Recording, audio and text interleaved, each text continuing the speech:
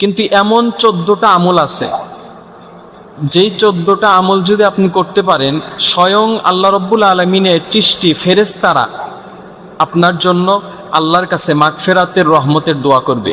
1 number আমল, সেটা হচ্ছে নামাজের জন্য যারা অপেক্ষা করবে, এক নামাজ পড়ার পরে অন্য নামাজের জন্য যারা অপেক্ষা করবে, তাদের জন্য স্বয়ং আল্লাহ রব্বুল আলমিনের ফেরেশতারা ওই বান্দার জন্য দোয়া করবে। আন আবি হুরায়রা রাদিয়াল্লাহু তাআলা আনহু قال قال رسول الله صلى الله عليه وسلم الملائكة تصلي على أحدكم ما دام في مصلاه الذي صلى فيه ما لم يحدث تقول اللهم اغفر له اللهم ارحمه। হযরত আবু হুরায়রা রাদিয়াল্লাহু তাআলা আনহু থেকে হাদিসটি বর্ণিত।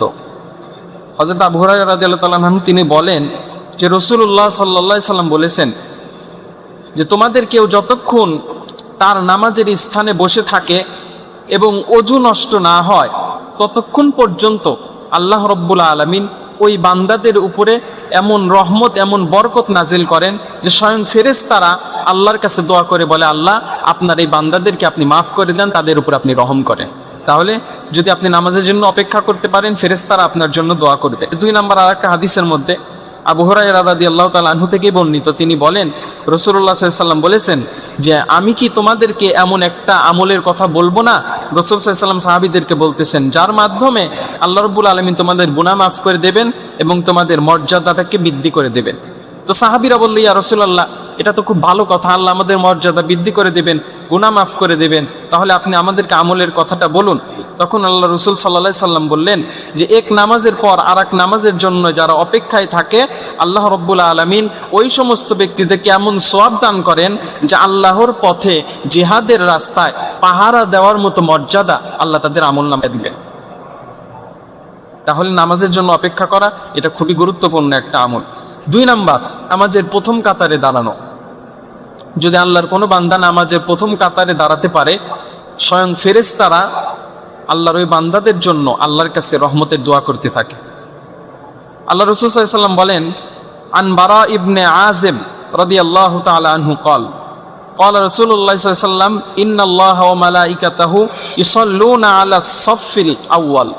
আল্লাহ রাসূল সাল্লাল্লাহু আলাইহি ওয়াসাল্লাম বলেন যে হযরত বারা ইবনে আযিব রাদিয়াল্লাহু তাআলা আনহু থেকে বর্ণিত, তিনি বলেন, নিশ্চয়ই আল্লাহ রাব্বুল আলামিন তার ফেরেশতারা, আল্লাহ এবং তার ফেরেশতারা প্রথম কাতারে যেই সমস্ত মুসল্লিরা নামাজ পড়ে, মুসল্লি হয় প্রথম কাতারের, আল্লাহ রাব্বুল আলামিন ওই সমস্ত মুসল্লিদের উপরে আল্লাহ স্বয়ং নিজে তিনি রহমত এবং বরকত নাজিল করেন। তারা প্রথম কাতারকে প্রাধান্য দেবে। অথচ রাসূলুল্লাহ সাল্লাল্লাহু আলাইহি ওয়াসাল্লাম বলেছেন, তোমরা যদি নামাজের সামনের কাতারে দাঁড়ানোর মর্যাদাটা, ফজিলতটা যদি তোমরা জানতে, তাহলে তোমরা লটারি কেটে হলেও তোমরা নামাজের সামনের কাতারে দাঁড়াতে। যদি নামাজের সামনের কাতারে দাঁড়াতে পারেন, তাহলে আল্লাহ রাব্বুল আলামিন এমন মর্যাদা আপনাকে দেবেন, আপনার জন্য স্বয়ং ফেরেশতারা দোয়া করতে থাকবে। এটা 2 নাম্বার। আর 3 নাম্বার, নামাজের কাতারের ফাঁকা জায়গাগুলো পূর্ণ করতে হবে।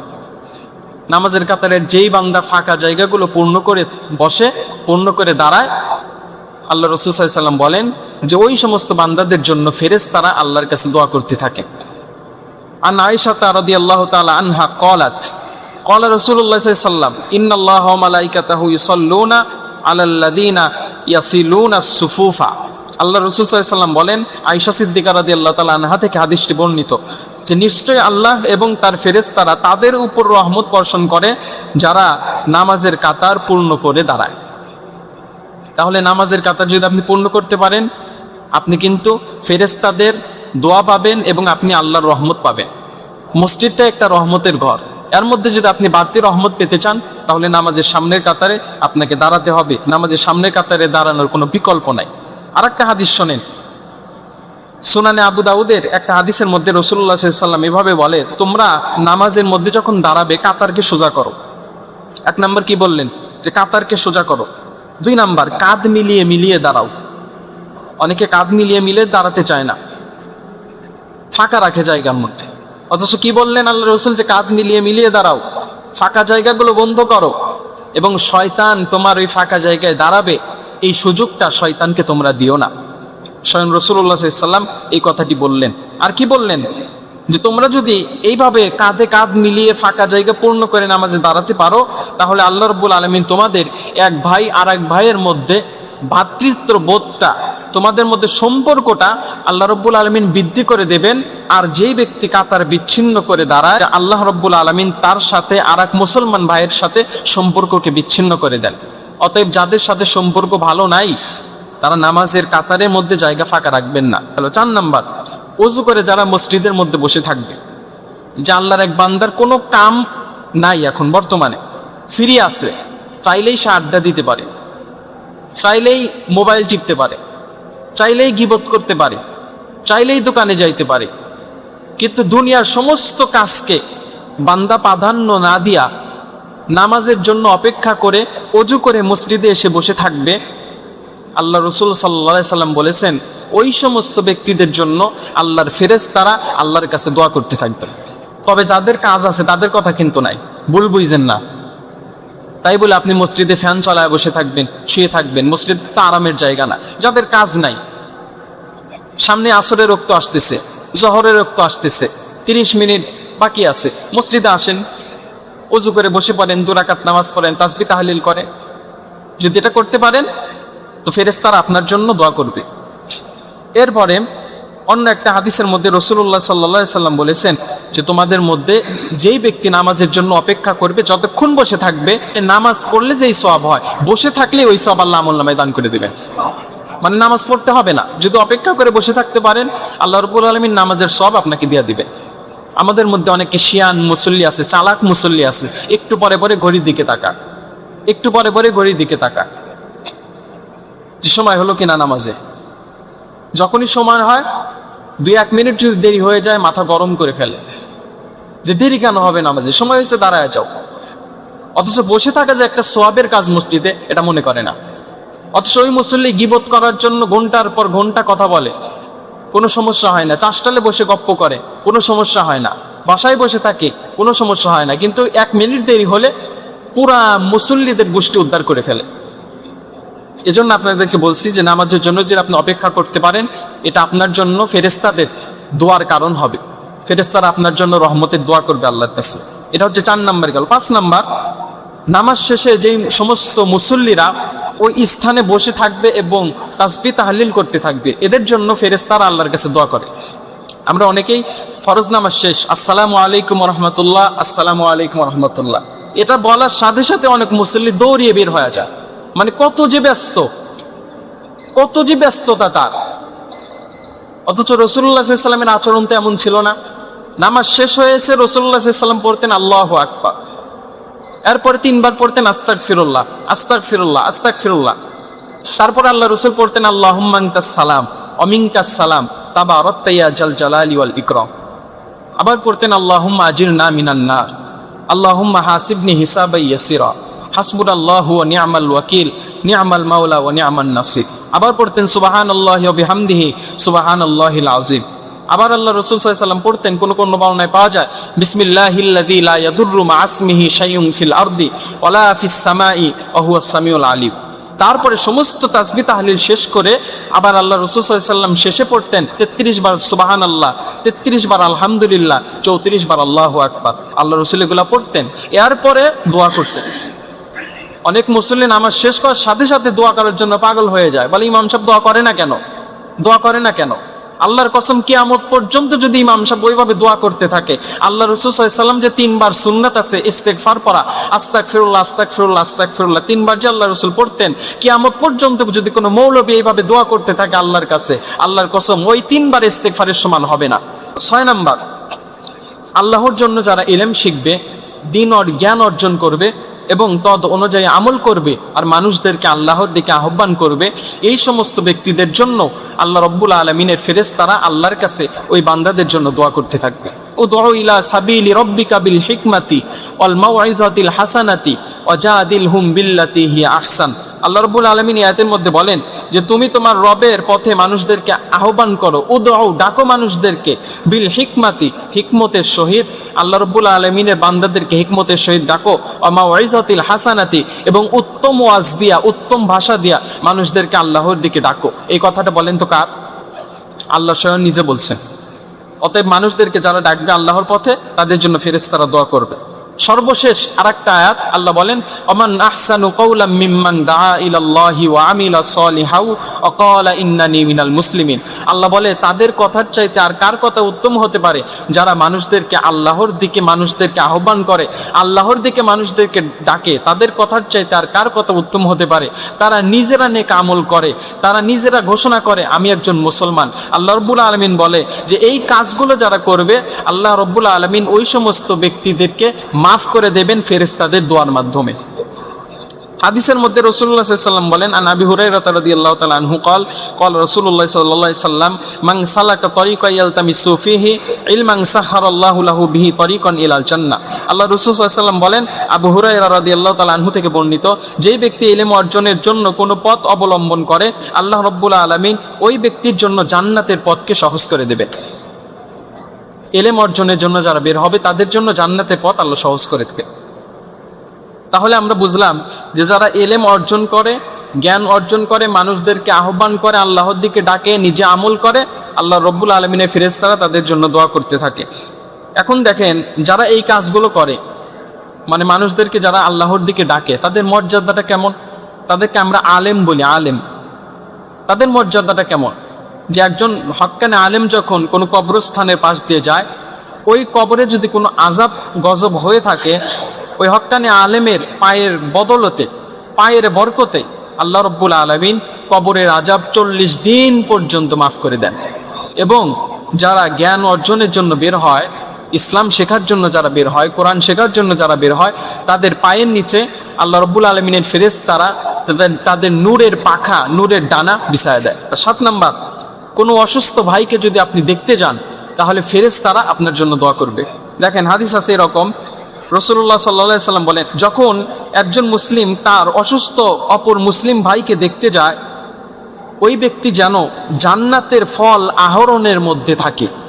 মানে কোনো অসুস্থ মুসলিম ভাইকে যদি আর এক মুসলিম ভাই দেখতে যায়, যতক্ষণ ওখানে বসে থাকবে, যতক্ষণ তাকে দেখবে, ততক্ষণ যেন ওই ব্যক্তি জান্নাতের মধ্যে ফল টোকাইতে থাকে, গাছ থেকে ফল পাড়তে থাকে। তার মানে কি বোঝা যায়? লোকটা যদি ঈমান থাকে আর অসুস্থ ব্যক্তিকে যদি দেখতে যায়, এর বদৌলতে আল্লাহ রাব্বুল আলামিন তাকে জান্নাতে ফল সেরার সুযোগ করে দেবে। ফল সেরার সুযোগ মানে সরাসরি আল্লাহ তাকে জান্নাতের মধ্যে ঢুকায় দেবে। এই মর্যাদা যদি আপনি চান তাহলে অসুস্থ ব্যক্তিকে দেখতে যাওয়া এটা ফজিলতের কাজ। আল্লাহ রাসূল সাল্লাল্লাহু আলাইহি ওয়াসাল্লাম দেখতে যাইতেন। আল্লাহ রাসূল সাল্লাল্লাহু আলাইহি ওয়াসাল্লামের খেদমত করতে একজন ইহুদি সাহাবী, ছোট, তো অনেকদিন ধরে আর আসে না। আল্লাহ রাসূল জিজ্ঞেস করলেন যে এক ইহুদি বাচ্চা আমার খেদমত করতো, পানি এনে দিত, গামছা এনে দিত, অনেকদিন ধরে দেখতেছি না। তো সাহাবী বলল যে ওই ব্যক্তি অসুস্থ। তো আল্লাহ রাসূল তার বাসায় গেলেন, যাওয়ার পরে দেখলেন ওই ব্যক্তি শুয়ে আছে, ছোট বাচ্চা তো শুয়ে আছে। তো মাথার মধ্যে হাত দিয়া দিলেন, হাত দেওয়ার পরে মৃত্যু সজ্জায় বাচ্চাটা শুয়ে আছে, মানে এখনই মালাকুল মউত আসবে। এই অবস্থা দেখে আল্লাহ রাসূল সাল্লাল্লাহু আলাইহি সাল্লাম ওই বাচ্চাকে বললেন যে তুমি পড়ো লা ইলাহা ইল্লাল্লাহ মুহাম্মাদুর রাসূলুল্লাহ, তুমি পড়ো। তো বাচ্চাটি তার বাবার মুখের দিকে তাকালো। তার বাবার মুখের দিকে তাকানোর পরে তার বাবা বলল, মুহাম্মদ যা বলে তুমি মুহাম্মদের সাথে তাই বলো। বাচ্চাটি তখন পড়ে নিল লা ইলাহা ইল্লাল্লাহ মুহাম্মাদুর রাসূলুল্লাহ, বলার সাথে সাথে রূহটা বের হয়ে গেল। আল্লাহ রাসূল ঘোষণা দিলেন, আপনাদের এই সন্তানটা এতক্ষণ জাহান্নামের পথে ছিল, কিন্তু যখনই কালেমা পড়ল আমি দেখলাম তাকে রিসিপশন করার জন্য আল্লাহ রাব্বুল আলামিন ফেরেশতা পাঠায়া দিয়েছেন। ওই ব্যক্তির রূহটা আল্লাহ রাব্বুল আলামিন সরাসরি জান্নাতের মধ্যে ঢুকায়া দিয়েছেন। তাহলে অসুস্থ ব্যক্তিকে দেখতে যাও, আল্লাহ রাসূলও যাইতেন।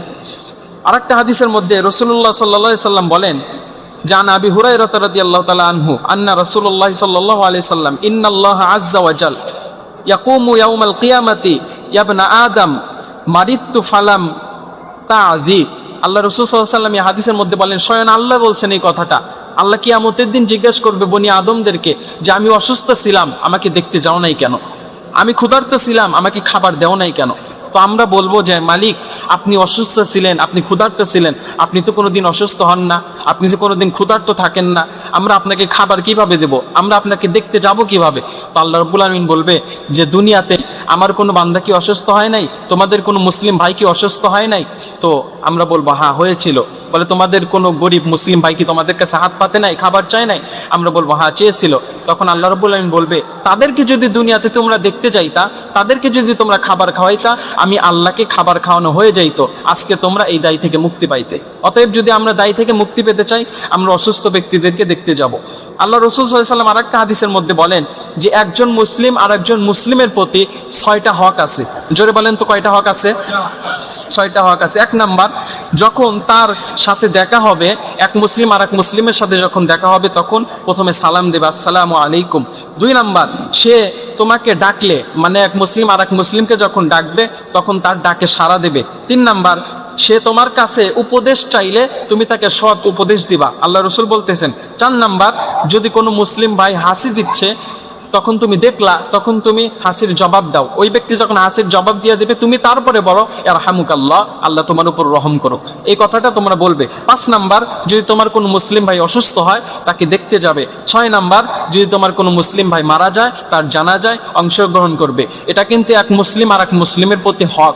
এই 6টা হক যদি আপনি মানতে পারেন সওয়াব পাবেন, না পারলে গুনাহ হবে আপনার।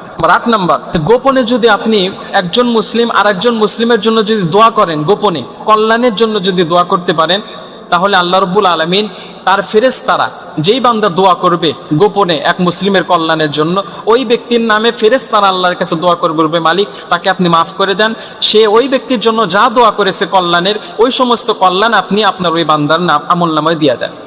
9 নাম্বার, যে তোমরা যদি রাত্রিবেলা ওযু করে পবিত্রতার সহিত যদি ঘুমাইতে পারো, সারা রাত ধরে ধরে ফেরেশতারা তোমাদের জন্য কল্যাণে দোয়া করতে থাকবে। সুবহানাল্লাহ বললেন না? কল্যাণের জন্য দোয়া করতে থাকবে ফেরেশতারা। ওযু করে ঘুমানো, পবিত্রতা অর্জন করে ঘুমানো, এটা একজন মুসলিমের জন্য অত্যন্ত গুরুত্বপূর্ণ দায়িত্ব। কিন্তু আমরা মুসলমান ঘুমাই কখন? রাত 12টা, 1টা, 2টায় ঘুমাই, ফজরের নামাজ পড়ি না। মানে ঘুমের মধ্যে যে একটা সুন্নাত আছে, আদব আছে, এটা আমরা খেয়াল করি না। ঘুমানোর ক্ষেত্রেও আল্লাহ রাসূলের বিধান আছে, সুন্নাত আছে। যদি আপনি ডান কাতে শুইতে পারেন আর ওযু থাকে আপনার, পবিত্রতা অর্জন করে দোয়া পড়ে যদি আপনি শুইতে পারেন, সারা রাত ধরে ধরে ঘুমাবেন আর ফেরেশতারা আপনার আমলনামায় নেকি লিখতেই থাকবে। 10 নাম্বার, আপনি যদি কোরআন তেলাওয়াত করেন, যতক্ষণ আপনি কোরআন তেলাওয়াত করবেন ততক্ষণ ফেরেশতারা আল্লাহর কাছে আপনার জন্য দোয়া করতে থাকবে। সুবহানাল্লাহ বলে। 1 ঘন্টা কোরআন তেলাওয়াত করবেন, 1 ঘন্টা ফেরেশতারা আল্লাহর কাছে দোয়া করতে থাকবে যে আল্লাহ আপনার বান্দা কোরআন তেলাওয়াত করতেছে, আপনার সাথে কথা বলতেছে, আপনি তাকে মাফ করে দেন। যখন ফেরেশতারা দোয়া করবে আল্লাহ কিন্তু আর থাকতে পারবেন না, কারণ ফেরেশতারা পবিত্র, নিষ্পাপ। তারা যখন আল্লাহর কাছে কিছু চাইবে আল্লাহ না করতে পারবেন না। অতএব যদি আপনি কোরআন তেলাওয়াত করেন, ফেরেশতারা আপনার জন্য দোয়া করবে। 11 নাম্বার, নবীজির উপরে যদি আপনি বেশি বেশি দরুদ পড়তে পারেন, ফেরেশতারা আল্লাহর কাছে আপনার জন্য দোয়া করতে থাকবে। নবীজির উপর দরুদ পড়া এটা বিশাল ফজিলতের একটা কাজ। কয়েকটা ফজিলত বলি, মনোযোগ দিয়ে শুনেন। 1 নাম্বার, যেই ব্যক্তি আল্লাহ রাসূল সাল্লাল্লাহু আলাইহি ওয়াসাল্লামের উপর দরুদ পড়বে, আল্লাহ রাব্বুল আলামিন তার উপর রহমত নাজিল করবেন। 2 নাম্বার, ফেরেশতারা ওই দরুদ পড়নেওয়ালা ব্যক্তির পক্ষে আল্লাহর কাছে সুপারিশ করবে, আল্লাহর কাছে মাফ চাইবে ওই ব্যক্তির পক্ষে। 3 নাম্বার, ওই ব্যক্তির গুনাহ মাফের একটা উসিলা হবে দরুদ যদি পড়ে। 4 নাম্বার, ওই ব্যক্তির মর্যাদা আল্লাহ বৃদ্ধি করে দেবেন। 5 নাম্বার, দোয়া কবুলের সহজ পথ আল্লাহ রাব্বুল আলামিন তাকে বাতলায় দেবেন। দরুদ যতক্ষণ মানুষ পড়ে না আর দোয়া করতে থাকে, ওই দোয়া তার মাথার উপরেও পৌঁছে না। যখনই বান্দা দরুদ পড়ে এরপর দোয়া করে, তখন আল্লাহ রাব্বুল আলামিন তার দোয়াটাকে কবুল করে নেন। এটা হচ্ছে 5 নাম্বার। 6 নাম্বার, নবীজির শাফায়াত লাভের সুযোগ হবে। 7 নাম্বার, কিয়ামতের দিন ওই ব্যক্তি নবীর কাছাকাছি থাকতে পারবে। 8 নাম্বার, তার অন্তরের মধ্যে আল্লাহ প্রশান্তি দান করে দেবেন। 9 নাম্বার, তাকে দুশ্চিন্তা পেরেশানি থেকে আল্লাহ মুক্ত করবেন। 10 নাম্বার, তার রিজিকের মধ্যে আল্লাহ বরকত দান করবেন। 11 নাম্বার, আল্লাহর ভালোবাসা তাকে অর্জন হবে। 12 নাম্বার, নেক আমলের পাল্লা তার বাড়ি হবে। 13 নাম্বার, কিয়ামতের দিন তার চেহারার মধ্যে আল্লাহ নূর দিয়া দিবেন। 14 নাম্বার, ঈমান তার মজবুত করে দেবেন। 15 নাম্বার, জান্নাতের পথে চলা তাকে আল্লাহ রাব্বুল আলামিন সহজ করে দেবে। একটু সুবহানাল্লাহ বলেন। 15টা ফজিলত বললাম, আরো কোটি কোটি ফজিলত দরুদে। 12 নাম্বার, যেই ব্যক্তি জিকিরের মজলিসে বসবে ওই ব্যক্তির জন্য ফেরেশতারা আল্লাহর কাছে দোয়া করতে থাকবে। এই যে এটা জিকিরের মজলিস, কোরআন হাদিসের আলোচনা যেখানে হয় জিকিরের মজলিস, কোরআন শেখানো যেখানে হয় ওখানে জিকিরের মজলিস, ওখানে বসবেন, ফেরেশতারা আল্লাহর কাছে দোয়া করবে। 13 নাম্বার, কোন ক্ষুধার্ত ব্যক্তিকে যদি আপনি খাবার দেন, ফেরেশতারা আল্লাহর কাছে আপনার জন্য দোয়া করবে। আর 14 নাম্বার, আপনি যদি কোনো মুসলিম ভাইয়ের জানাজায় উপস্থিত হতে পারেন, তাহলে ফেরেশতারা আল্লাহর কাছে আপনার জন্য কল্যাণের দোয়া করবে। যদি কোনো জানাজায় আপনি উপস্থিত হন, আপনার সবটা কেমন জানেন? আল্লাহ রাসূল সাল্লাল্লাহু আলাইহি ওয়াসাল্লাম বললেন, তোমরা যে উহুদ পাহাড় দেখো, উহুদ পাহাড়টা যত ভারী, যত মাটি উহুদ পাহাড়ের মধ্যে আছে, তার ওজন যতটুকু, যেই ব্যক্তি একটা জানাজায় অংশগ্রহণ করবে, আল্লাহ রাব্বুল আলামিন তার আমল নামে উহুদ পাহাড় সমান ফজিলত, উহুদ পাহাড় সমান সওয়াব তার আমল নামে আল্লাহ অটোমেটিক ঢুকায় দিবে। তাহলে 14টা কাজের কথা বললাম, 14টা কাজ যদি মানতে পারেন, 14টা আমল যদি করতে পারেন, স্বয়ং ফেরেশতারা আল্লাহর কাছে আপনার জন্য দোয়া করবে।